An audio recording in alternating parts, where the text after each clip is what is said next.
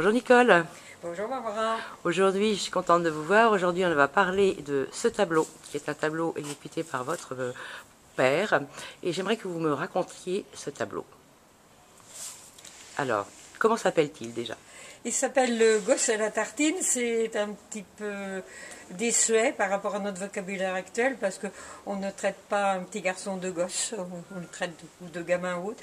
Mais pour nous, à cette époque-là, c'était un petit gosse. D'accord. Et qu'est-ce qui... Vous avez vraiment très bien parlé de ce tableau. À quelle heure a été prise? Quelle est l'intention du peintre en fait sur ce tableau?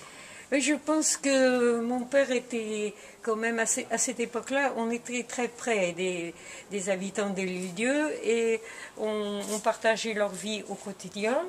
Et je pense que c'est un regard amical et sympathique, j'allais dire pour les gens simples ou humbles, le côté humble et pas misérable, mais vraiment difficile de la vie des gens de l'île d'Yeu. Donc c'est une maison très simple, elle est bâtie, on voit très bien, avec des pierres de l'île d'Yeu. Les murs sont assez épais parce qu'on voit la profondeur de la fenêtre. Sur le côté gauche dans la porte, on voit la silhouette d'une maie qui est un coffre dans lequel on garde les pains de 6 livres à l'abri des rats. On ne se rend pas bien compte, bien sûr, mais que le sol est en terre battue. Ce qui est important, c'est qu'à côté du gosse, il y a un joug. Un joug qui sert aux femmes à porter les seaux pour aller au puits chercher l'eau. Les 2 seaux sont sur la partie gauche. Donc il y a un côté j'allais dire, intimiste pour la vie, pour les symboles de la vie de tous les jours. Et pourquoi cet enfant est-il seul? Pardon? Pourquoi cet enfant est-il seul?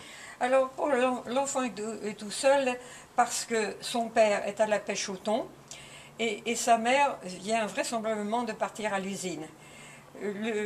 Pour les femmes, c'était très très important de travailler à une usine parce que c'était la seule paye régulière et certaine de l'année. Il y avait une fiche de paye et on avait l'argent tout de suite. Parce qu'avec les problèmes de la pêche, on ne savait jamais si le bateau avait bien pêché, allait bien vendre, ou s'il avait fait 15 jours ou 3 semaines de mer pour rien. Donc il y avait une incertitude et une inquiétude permanente. Et le petit gosse a un petit bonnet sur la tête, parce qu'à cette époque-là, on ne sortait pas les cheveux au vent. Il a son bounette sur la tête, il a son sarrau d'école, qui va finir tout au long de l'été. Il n'a pas de blouson chevignon, bien sûr. Et qu'est-ce qu'il a sur sa tartine? Bon. Et il mange une tartine. Pourquoi? Parce que c'est l'heure du déjeuner. On voit ça d'après les ombres des tuiles sur le toit. C'est donc une heure entre midi et 2 heures. Il se trouve seul et son déjeuner, c'est une tartine de pain qu'il mange tout seul devant la porte de sa maison. Et j'entends encore dans les oreilles la voix de sa mère qui dit « Riri, mais veux-tu une graissée de pâté, tiga ?» Et on fait une graissée de pâté si on a de l'argent ou de beurre, et si on n'a pas d'argent, on fait une graissée de saindoux sur une tartine qu'on donne à son petit garçon parce qu'on doit aller à l'usine travailler. Je vous remercie beaucoup, Nicole.